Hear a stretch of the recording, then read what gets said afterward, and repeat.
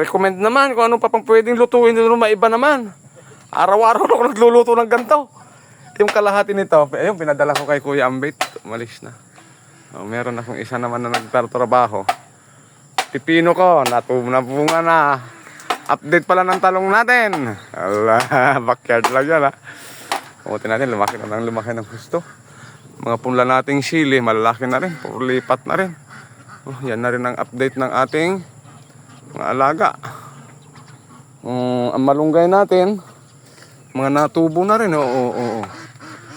Yeah, marami yan yung malunggay na yan. Kapag ganon. Yan, puro malunggay yan. Malunggay. Pipino natin, marami ng bunga. Ay, pang salad.